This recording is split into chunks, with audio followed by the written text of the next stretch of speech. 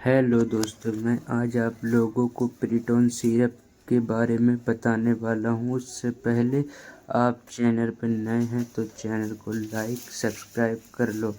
आज बात करते हैं प्रीटोन सिरप किस काम आता है।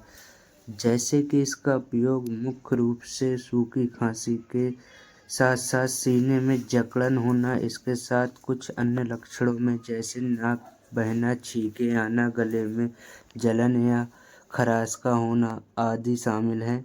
मगर मेरी यही सलाह है कि ये दवा अपने डॉक्टर के राय अनुसार ही लें, उसके बगैर ना लें।